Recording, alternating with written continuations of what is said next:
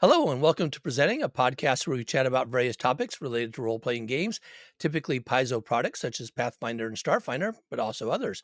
I'm John Godek, and with me today is James Beck. Welcome to the podcast. Yeah, I'm excited to be here.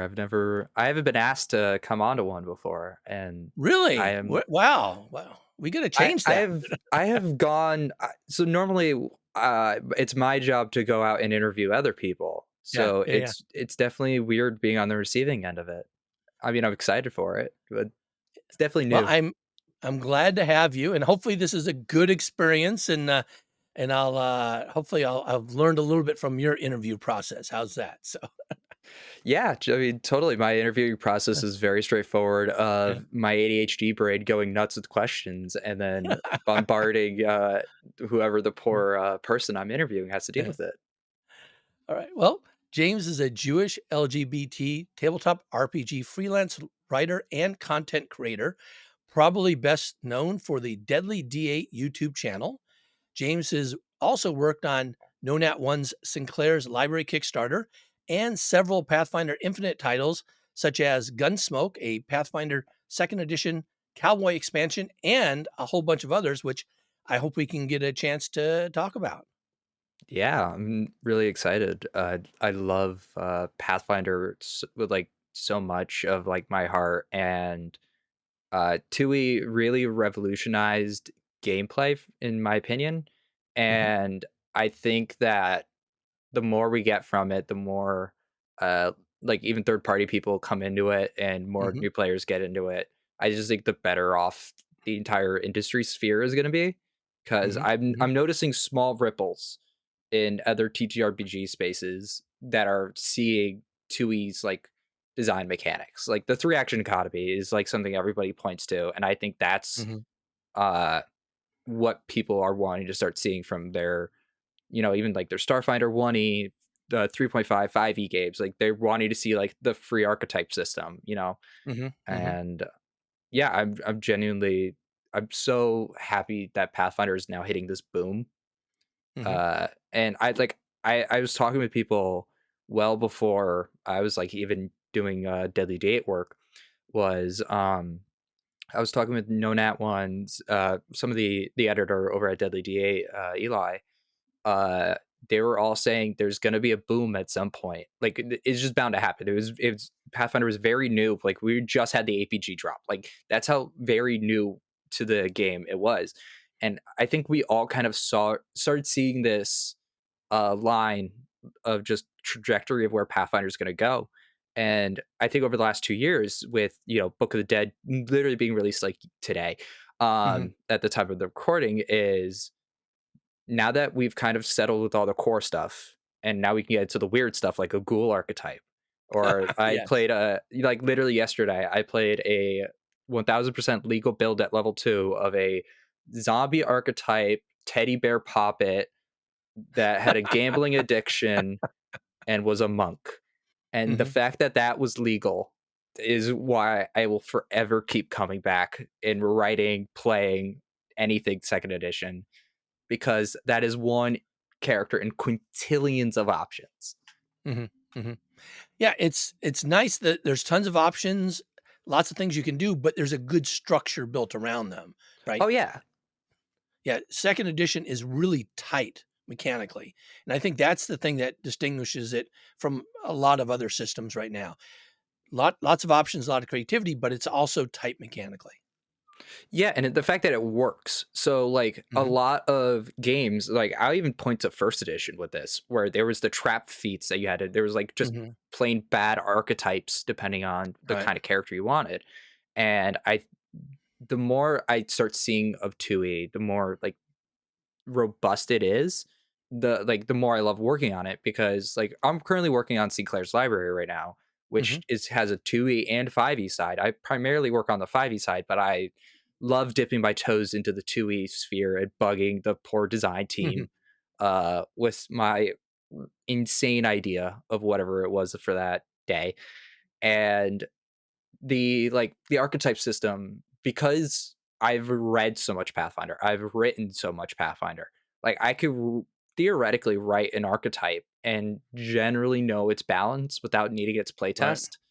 And I think the more experience people get with this, the more great homebrew we're gonna start seeing. Like, I've been Mhm, hiring co-authors to come help me work on Pathfinder Infinite products now because I love seeing the community finally, like, understanding the game. Like, it took me a solid year to learn, like, mhm, the why certain design choices were made, and the more I see this in the community, the more I love getting to work with people who just have such a creative spark. I mean, no one plays TTRPGs unless they have a spark of creativity somewhere mm, mhm, or was bugged by their friend to just like, hey, roll D20. That's all you got to do. yeah. So, how did you get started with your YouTube channel in the first place? It sounds like you've had this love for Pathfinder and Second Edition for a while, but what kind of got you going into the streaming business? So, uh, Deadly D8, just for anyone who doesn't know, me in particular, or what Deadly D8 is, it's a Pathfinder 2e animated YouTube channel. So it was originally founded by my good friend Eli and one of his friends who wanted to make a Pathfinder channel and went to, I believe it was like PAX Unplugged, and were told Mm, specifically not to go into animation, and then went into animation and completely rebelled against the type here. And so after about, I want to say 6 to 8 months of the channel being live, I was in love with the channel already because me being the giant Tui nerd, it was a lot of known at ones and a lot of Deadly D8 YouTube stuff. And I managed to sit down with Eli because I was doing interviews for a smaller podcast at the time. mhm, And I was super nervous going into it, and I think Eli and I are just on this perfect wavelength of so in sync with each other that I was originally giving a 3 video offer. I was just being like, "Hey, come on to 3 videos. We'll do them, and if I like you, I'll keep you around." And I was like, "Great, I'd love to do that." And so Secrets of Magic just dropped. I got mhm. an advanced copy of it because of my Paizo subscription, and I was like, "Let's do the Wellspring Mage archetype. Like, let's do it. It's so weird. It's perfect." Mhm, And about 2 to 3 months of development of with the animator, with doing the making sure the voice, because I hadn't done voice acting yet, or like know what good audio was. mhm, So having that all kind of coalesced into the Wellspring animated archetype that you can like go watch now, and mhm. it was genuinely a lot of fun. And ever since then, I just kept pitching ideas. I was like, hey, let's do a live show, let's do interviews, let's like w- don't let me shut up. And I kept getting the approval for yes on different ideas. It just because we were on the same wavelength, it works out to be this great channel of we get to bring on other people such as Hijinks or Waffles from Waffle Maple Syrup, Mhm. and we get to do really cool animated content with that. And I tend to be a little bit more of like the face side of it. Like my Right, face right. is uh plastered on the channel now because I don't mind, coming on doing stuff like this. Like I love talking and doing face to face stuff, especially about Pathfinder, because just the deep creative passion that I have for Mhm, this mhm. system. Well, neat. So, it sounds like a great opportunity that you just kinda started. You're a big fan, got involved, pitched some things, and it just keeps building. Yeah, I don't know why I keep getting hired to do things.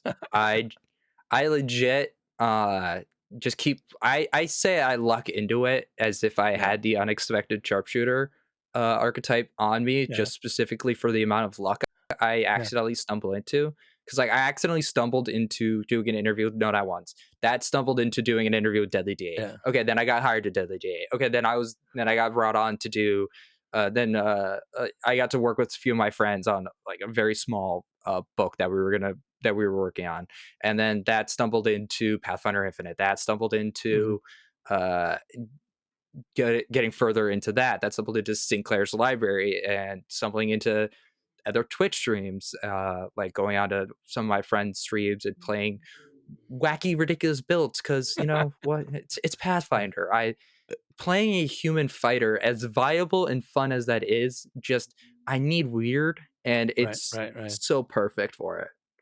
You mentioned getting hired by Deadly Date. Do you actually get paid to do this?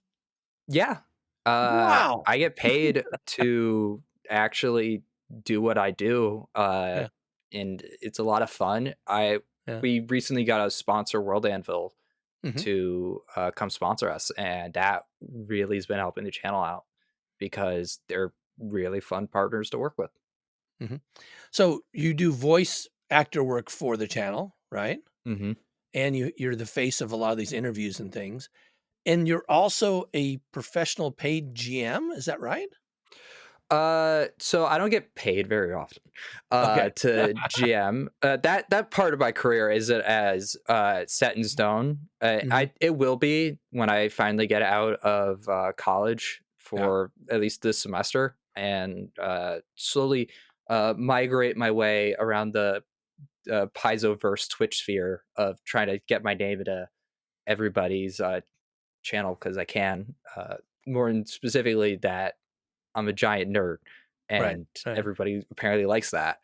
And so yeah, I don't get paid that often to GM. It's a lot of the times if I do get paid, it's via my friends wanting to run a one shot. Like I Mhm, ran a all monsters campaign, all monsters one shot called the Monster Mash, and they mm, were all playing mm. level 20 character Wow. monsters. So it was like a moose spore versus a Tarask versus an ancient red dragon. It was like 8 of us Wow. around a table. Yeah. And it eventually got to the point where I had to turn off regeneration because the Right. tree razor and the Thasphere that were all leveled up and leveled down to level 20, so it was all equal across the board, were just not dealing enough damage. So the regen 50 was just eating up whatever they had, Mhm, and it mhm. was just not ever deactivated. And it was a lot of fun. But yeah, I don't get to GM professionally wise. I do a lot of GM work as a forever GM, mostly Right, at home tables. right, right, right. I just noted that you had in on your bio, I think on Twitter, you mentioned you were a hmm professional GM, and so It is definitely aspirational. yeah, I want to do it at some point where it's yeah. I want to get Pathfinder eventually to be a full time position. Like Mhm, right now, it's very much a part time as you know I'm dealing with life, college, the usual stuff a 19-year-old will have to deal with, mhm, and but eventually. Professional jamming is something I really want to do. But somebody who really inspired me to do that is Tommy from Black Dragon Gaming, who I get to play in mhm, their bi-weekly Quest of the Frozen Flame game, just mhm. because it, they're really really cool, and I really like their business model. So I really was just like, hey, I'm just gonna yoink that, and yeah, now I'm gonna do that. I'm a professional GM. Yeah. Well, more power to you. I'm a forever GM, and if I get paid for all the games that I actually ran, that I probably wouldn't have to have a day job at this point, but Yeah, I'd be a multimillionaire yeah. if that was the case. Yeah, no, I hear you. I hear you. So, I've been doing this podcast for a while, and I think you're my 77th or so interview that I've done of people in the gaming Paizoverse industry. hmm But I've just more recently started posting things up to our YouTube channel as well, so doing the video part. And I want to ask you a little bit about your production process for doing your video. What type of equipment you use, what type editing software, kind of your hmm process for going through things. Mostly because I'm trying to pick your brain and learn from that. Yeah. Okay. So for the actual interviews themselves, it's a lot of bugging people on Twitter, Yeah. or if I know them through Discord, bugging them there, and setting up the time and date. You know, the regular meeting stuff. And I typically do it over Zoom, just because everybody knows Zoom. Right. And I did do one interview over Zencaster. I have that was I'm not as well experienced in that one, Mhm. in my unlike my other ones, and I use 2 programs. It depends on who's editing the interview that we were doing. So if Eli's editing it, he's gonna use DaVinci, Right. which is a very, very good, video editor, but for some reason does not want to work on my computer. I don't Mm, know why. I probably should spend more time troubleshooting it, and but that'll be definitely over the summer kind of deal. right. But like using Shotcut because it's free Hmm. and I like free. Mhm, And I've managed to, I was using that well before I was using any other editing software. mhm, And it's a lot of going in, making sure that, like, the keyframes are right for like when I was doing, if I was doing like an overlay, just making sure it's a lot of time spending in the FX right. um, tab of just like, okay, overlay it, please work. Oh shoot, Mhm, I misspelled something. I gotta go back and redo yeah, the yeah, shot there. cool. So, also, what type of equipment are you using? Like, what's your camera and microphone setup? Yeah, sure. So I'm using a Blue Yeti microphone. Hmm, Uh, mhm, very standard. I think like 150 bucks, pretty cheap. mhm, I've personally added, just so like camera wise can see it. I've added like a pop stand. right, I got this. I think it's called the spider web, but basically it'll cancel out a lot of noise. right, right, right, right. Because the metal apparently reverberates. I don't know. It was a bunch of nerd stuff, and I was just like, yeah, Yeah, that sounds tech. That sounds smart. I'm gonna yeah, just do that. And for my actual camera itself, I use a program called iRuin. iRun? I can't pronounce it. IRIUN. Uh, if it's not apparent, I cannot like read well or like speak names well or words. And so I use that program and use my Samsung phone for my webcam. really? Wow. Yeah, so this is, I have a fairly new Yeah, it's a Samsung uh, F20e, whatever the Samsung nerd tech thing here. yeah, Uh but yeah, I will use that as my actual webcam and will I have a 3 monitor like setup right right, now. So because I was like, I need dual monitors. No, no, no, I need a third monitor. And eventually one day I will get to the point where I need a fourth monitor. I don't yeah, know what for yet. The amount of tabs I have open between 3 monitors is enough. You'd think my computer would crash and burn by now. yeah, yeah, yeah. Yeah, I use, 2 computers, each with 2 monitors, so Yeah, see, yeah, that's yeah, what I'm eventually trying to yeah, get to. yeah, It I sadly do not have the budget yeah. to do that, but one day when I have Well, adult money, my I will. most of my stuff is old stuff, like like the computer I record on is an old, server I got. I was doing video editing back in the day, and it just barely has enough to record, right? And then I have a newer laptop that I just use with another external monitor that I do all my editing on that because it's got a lot more power, for doing that. Yeah, I personally dipped. I got an internship over one summer, made a fairly decent amount of money, and I sunk probably about, I think now, $2,000 worth into a machine.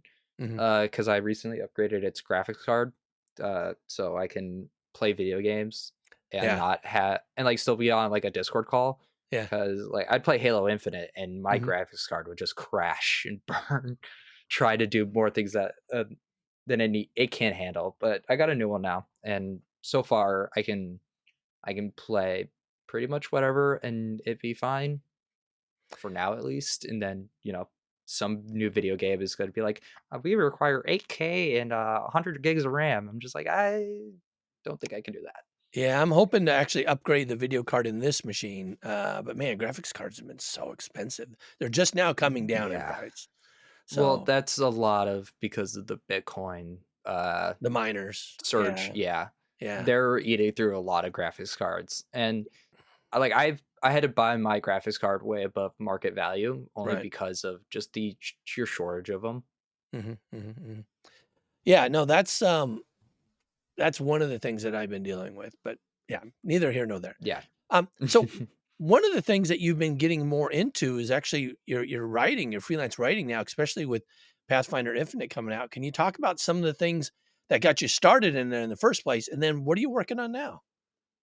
Yeah, totally. So, in terms of actually like getting started into writing, when the playtest was just released, and I just got home from that Gen Con, I sat down with a 5th edition uh, player's handbook, and I noticed there was like correlations between like class feats and class features there, Mhm. the way that the two are structured. And I had this very unorthodox method that I don't think I had seen anybody else do, which was just convert between the two systems. Like, and mind you, if I go back now, I hate my old writing because it's quite literally a bonus action in Pathfinder. Like, Yeah. don't give a fourth action unless like there's stuff I know now that I definitely didn't know then. Mhm. But I was on the No Nat One server a lot, and he had a specific channel for homebrew stuff, Mhm. and it was me, a friend of mine named Tabletop Obscura, who's a Twitch streamer, who's a very, very good writer, and is currently the lead creative director on Sinclair's. I don't know if that's his official title, but I just know he's above me on the totem pole. Mhm. And a good friend of mine named Eldritch Games, Sean, who is currently my partner in crime for Pathfinder Infinite, in terms of layout and art. We all were just talking a lot, and we just ended up working so often together that I my writing got better over time as more and more people reviewed it, and then people like in Profit started coming onto the scene, writing some great original homebrew. But for me, a lot of it was spending the first year of Pathfinder not first edition, Pathfinder playtest and second Right. edition release of failing homebrew writing.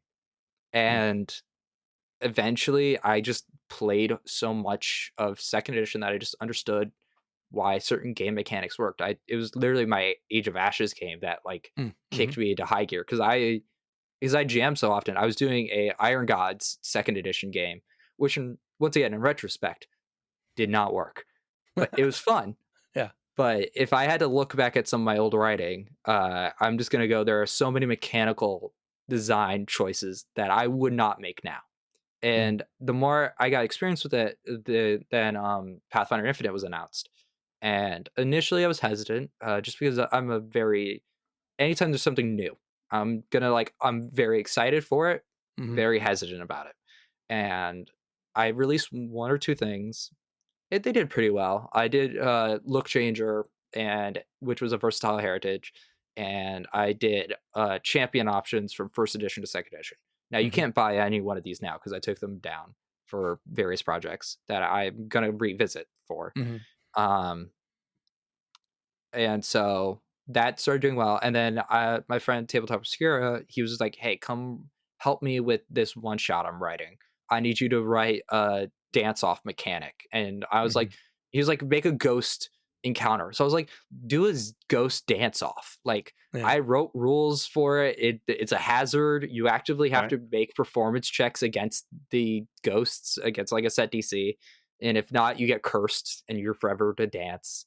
Um, and it was eventually like doing small projects like that. And the more and more I got comfortable with it, I approached my friend Tylen Resendez, who co-wrote Gunsmoke with me, because he understood mechanics very well. I will say at the time of us initially writing, because I went through two passes before I did an official release. Um, we were still getting used to the writing aspect of it, and I wanted him specifically because he knew so much more about firearms than I ever do. Mm. I am Mhm. not a firearms kind of guy. I can talk about like plasma shooters from like Halo and Star Wars, sure, Mhm. but like real life stuff is completely beyond my realm of knowledge. So we worked on that, and that was like a big title that did really, really well and hit copper like a few weeks ago, Mhm. which means like 50 units sold.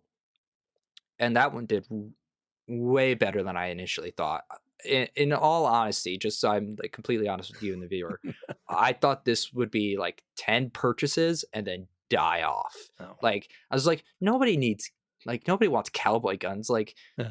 people are really hesitant about firearms in a fantasy setting anyways. Why update the century by like 1 or 2 points? Because like this is all 16th, 17th, I think very, very little 18th century firearms.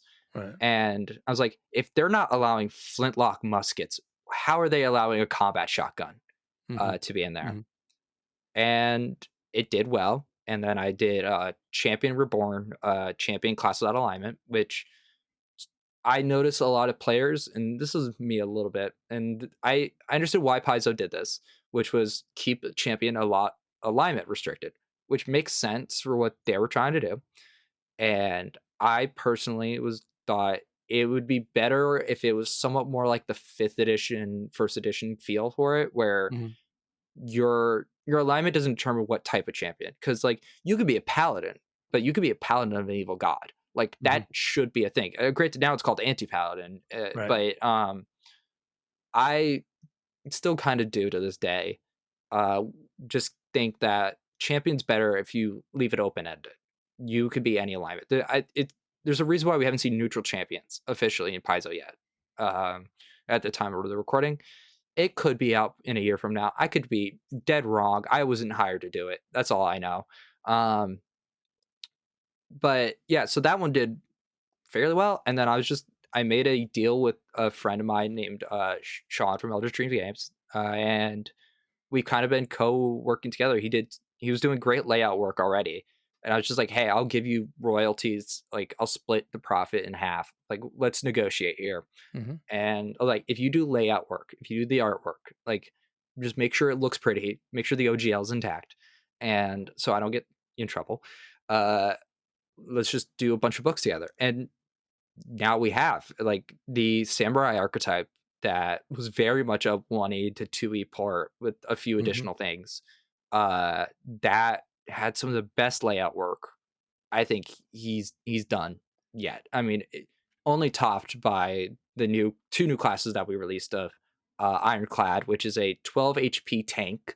Mhm. It's literally all about wearing heavy armor and just soaking damage. I was so proud Mhm. of the co-author for that, named Comat, and Precog, which was a new take I was trying to do, which is Starfinder to second edition. Right. Because a lot of these, we were talking about this a little bit before, a lot of these older editions, they're fun.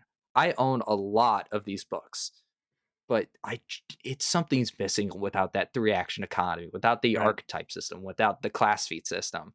And so I'm my current goal right now is to do a mix of completely original stuff and then porting over stuff from other editions, Mhm. Mhm. because I have a lot of these books just sitting on the shelf, like right behind me, and I'm just like, I don't want them to go to waste. And I know a lot of people want to see this content, and I know I can also put it out faster than Paizo can. I'm an independent developer. Right. It legit could take me like a week and like 2 weeks in editing a layout, and I can release a new product, like 3 products a month.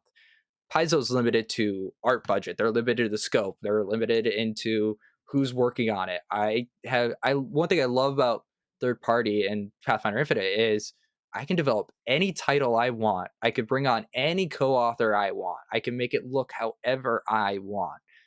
And having that creative freedom is why I really keep trying to push people to the site, even if you don't buy my stuff, like my content. Mhm. Like there are so many great people who are working like Queerfinder Mhm. that took forever to dethrone from number one, which I'm sad that it's not number one anymore. It was I genuinely love Queerfinder, uh, but I think that the more and more the community gets comfortable with second edition, the more and more homebrewing becomes Right. allowed. It's not really a homebrew. I would classify all of this as third party work because this is what Mhm. it is. It takes so much time and energy just to write it all, and then to go and do with art and all that stuff. And the more that we start seeing from that, I think the better just the entire 2E community is going to have. And Mhm. yeah, I'm genuinely for upcoming projects. At the time of recording, it's going to be out by the time this gets released. Uh, Champion Reborn 2 Forged in Fire will be out. I got a great co-author to come on and write a bunch of new causes based off of what I did with the Champion Reborn. Mhm. And then I wrote the Smiting Champion class archetype, which throws out all your defensive stuff Hmm. in the terms of just dealing so much damage with smite. Right. Right. Right. And I'm 99% sure it's balanced. Uh, and yeah, I've genuinely and then I got a few more projects down the line. I'm gonna do Witch Warper in second edition. Wow, cool. I'm gonna do more beginners guides to Right, second edition because Alchemist did really, really well. I was right, so right. proud of Alchemist. And Should do one for the like investigator. I think, that's okay. So that's the thing is like I'm gonna do every like APG yeah, class because I yeah, there's so many times I've had new players go, I want to play this complicated right, class like the Oracle. I'm just yeah, like, it's possible. If your GM is nice and are willing to hold your hand, you can totally play a yeah, Magus, a summoner at yeah. level 1. Never played a TTRPG in your life. And my goal is trying to handheld there because Mhm. it's genuinely faster for me to write it than it is to make a video, edit it, throw all the overlay stuff in it. Yeah. And I want as many people to get a free experience when it comes to beginner stuff because I have sadly seen this stuff people on Twitter being saying I can't join TUI, I don't have money, I can't afford to get all the several books that are behind me. And I'm Mhm. like, it's all on Archives of Nethys. Like, go play for free. Right. Yep. And that's what I want to do with the beginners. Like, I'm never going to charge anything. Like, if you, I have it pay for what you want. If you want to support it, great. Throw me a buck or two my way.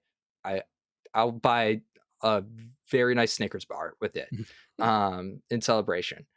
But the more and more I get into Pathfinder Infinite, the more I'm going to start working with co-authors. I have some great ones coming out to do like Samurai Archetype Part Two, Mhm. which is really really cool. I don't know how much I'm actually I have to design that. I could say as much as I want to say about it. We're taking samurai and putting them in different places in Galarian as well as a few other um, unique stuff. Like my favorite setting's always been Numeria. I'm writing Mhm. the Numeria samurai. It's all about taking down constructs, working with alien life, Hmm. and I like one of the feats I'm currently thinking about writing. I don't know if this is going to make it to the final book or not. Instead of having your banner be on you, you have a hollow projector like strapped on your shoulder, and your banner will now like Hmm. shoot out by 30 feet instead of Mhm. being like constantly attached to you. I'm Right, like, right. because this is the weird stuff I can do, Yeah. and no one's there to say no to me Mhm. Mhm. until my editor goes no. Well, that sounds like you have a lot of creative stuff going on. So Yeah, it's eaten up so much of my time that I probably could be doing other things with, such as homework. But well, school will be out for you soon though, right? yeah, I have 2 more weeks of school. So by Yeah. the time this gets released, I'll be either wrapping up my last finals or completely out for the summer, which then I can go work on Sinclair's library nearly full time because how much I'm invested and love what I'm doing over there. Good, good. I look forward to summer as well. I have a couple of, I mentioned before, a lot of words I gotta do, some deadlines coming up, and, I still have another 5 weeks of teaching to do before I'm out, so but Yeah, I do best have of a luck to you for that. yeah, well, this week I'm giving exams and then it slows down a little bit for me. Oh, yeah, I Um, bet. but what advice do you have? You have a very kinda, I think, unique route that you've taken, um, primarily because Pathfinder Infinite has come about compared to a lot of the other people I've talked to. What advice do you have for people who are interested in getting started as a content creator, doing their own, YouTube channel or blog or, podcast, or as a freelancer? Legit, just talk to people. I mean, seriously, I love getting to do what I do because everybody is so passionate Mm, and so nerdy that we all kind of come with a shared love and appreciation that people I've never talked to before, um, like I'll reach out to them and based on just Pathfinder alone, have 4 hour long conversations with them mhm, about just their different takes on different stuff and legitimately just talking with people. If you know somebody who does third party and you want to see a specific, you're really, really proud of something you wrote, put it out on Twitter and just go, hey, this is like a premise. Like, message people. Now, granted, don't annoy them to death. Don't do what I did with a few Paizo staff members, which was bug them into talking with me, um, for a high school project that I was working on at the time. If Luis Loza ever sees this, I'm so sorry. Um, but yeah, I think the greatest advice is just talking to people. Everybody has such great insight. Like I'm still learning about content creating. Like I get to work with Nodad every single day because of Sinclair's library. I get to work with streamers every single day just because I'm friends with them, and I that would be my greatest advice. Like you can write a bunch. Like do it. Like don't do what I did. Don't do what I do. Essentially, it is write yourself into existence, which is just a lot of any and all free time Yeah. being having one monitor open for whatever TV show you're watching. Currently, it's Archer for me, and having another page for Google Doc or Scribe tool up of working on whatever project it is now. But don't be afraid to collab with people. I know a lot of people are really hesitant about collaboration because it takes a lot of time, it takes a lot of communication, but it also takes a lot of trust. You're trusting the other person to do good work, whether it's layout, whether it's writing, whether it's the art. You're putting a lot of essentially a blind trust into them. Like I every time I release something to my editor, I trust Sean, like 1000%. I trust him, but it's still that risk every time I go. Here's a new book. Here's something weird. Like here's precog. Go find artwork for that. Like that's blind trust. Mhm. Just don't be afraid to don't come into this industry expecting millions of dollars. It's just not going to happen. Yeah, I would even say even the top tier people at Paizo, Jason Bowman, are not multimillionaires. Mhm. I'm willing to throw very solid money at that guess there. Um, but if you have the creative passion behind it, even if your work and I mean this with wholeheartedly is the worst thing to ever walk Pathfinder's grounds. There's gonna be somebody online that sees the creative spark in you and go, "This is how you change it. This is where you start learning from it."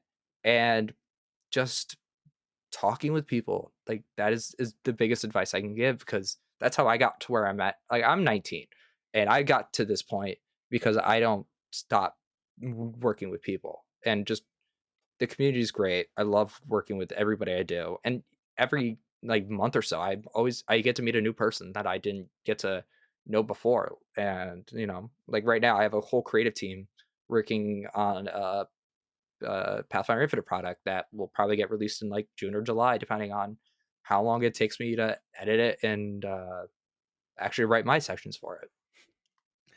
And what kind of cool things are you working on that you can talk about? Uh, so Champion. Okay, so I'm gonna do a part 3 to Champion Reborn because Champion's my favorite class. Uh, I'm gonna also try to do uh, and this is one that's not confirmed yet. Oracle Reborn, where I simplify a lot of the wording on Oracle. uh, or make that a beginner's guide. It's most likely going to become a Yeah. beginner's guide because that kind of does more what I want it to do, and I Mhm. don't have to use like game mechanics language. I can use layman's terms for everything. And then currently in development is a team of writers that I need to spend more time on making sure it gets off the ground. Is an APG first edition to second edition, like a complete Mhm. haul of any weapon that has not been touched yet, any archetype that has not been touched, anything that we can really get our hands on. That will be in a product. It'll be a series of products Right. because I believe in getting paid and paying all my authors. So it'll go out individually. Like here's the Alchemist, APG 1E to 2E. My goal is to eventually just bundle all that up, sell it for like $40, and you get the entire APG book from like Hungry Ghost Monk archetype being like an actual stance. Mm. I'm not sure who's doing the monk. I might pick up the monk just because it's one of my favorite classes. But yeah, everything's gonna be in there. Like I'm working on Champion right now. Champion's looking gorgeous with the Divine Defender cause, and it's all like 2E rules. Like it's not even touch my own Champion Reborn stuff. Like my like all the Champion stuff in line with like the lawful goodness of the champions Mhm. of second edition already. And I think that's all the products that I know about that I'm working on in terms of Pathfinder Infinite. Granted, in 2 weeks, there could be 10 more that I don't even think about until after this. But yeah, my current idea is trying to get as much Starfinder, as much first edition into second edition as possible. And just hiring good co-authors to do that is like the saving grace of it all. Awesome. Well, James, this has been a lot of fun chatting with you. Best of luck with these things. I too love champions, and so I'm actually looking forward to seeing what you come up with there. Yeah, we got some great ones. I believe one. All right, I'll talk about one real quick. Like we have the Star Knight cause, which is all about guiding yourself with the Hmm. stars, and it was really really cool. And then my favorite being cause being the Ronin, which you is a very fun take on champion, and is very much the samurai kind of I was definitely picturing a lot of Seven Samurai when my co-author sent this to me. And we have even like new divine allies. Like we have Parchment, which will grant you temporary scrolls from the Hmm. divine spell list. So if you wanted to play a little bit more of a spellcaster, uh, there is a option to get a familiar. And Wow. obviously, at the end of it will be the Spiting Champion class archetype that I wrote, which will let you smite everything in existence. Like the feats for it are really really fun, and once like Sinclair's library gets out and I can start talking about the stuff I wrote on that, if you think like my Pathfinder Infinite work is impressive, wait until you see what they greenlit for me over there. The stuff I was told to go work on is off the walls, batshit crazy. Mhm. It is. I'm so excited for that project. Well, James, thanks again for joining us on the podcast. It's been really great having a chance to chat with you. Yeah, thank you so much.